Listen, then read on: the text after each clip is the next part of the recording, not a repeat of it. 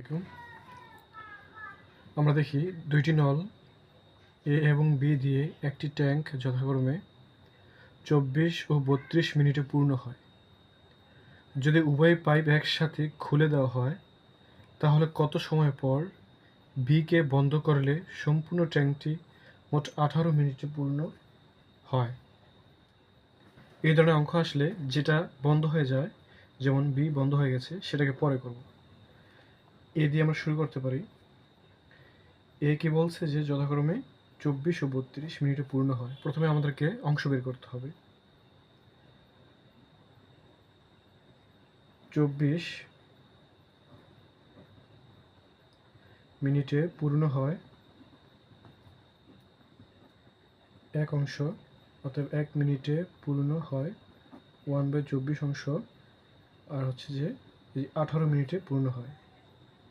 18 মিনিটে পূর্ণ হয় 1/24 ইন্টু হচ্ছে 18, তো 3 6 18, 424 ইকুয়াল 3/4।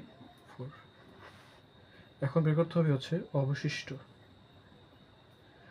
অবশ্যই 1 থেকে বাদ হয়, 4 - 3 ইকুয়াল 1/4।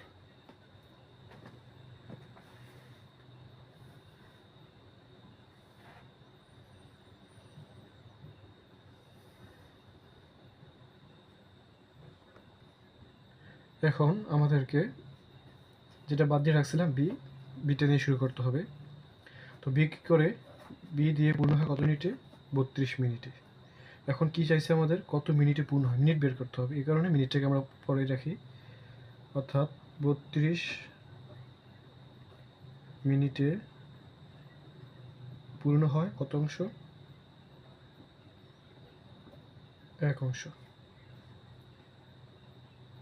অংশ বের করছি, এটা মিনিট বের করতে হবে, অর্থাৎ 1 অংশ বের হয়, 1 অংশ পূর্ণ হয় 32 মিনিটে। তাই এই অবশিষ্ট কত পাইলাম? 1/4 অংশ পূর্ণ হয় 32 ইন্টু 1/4,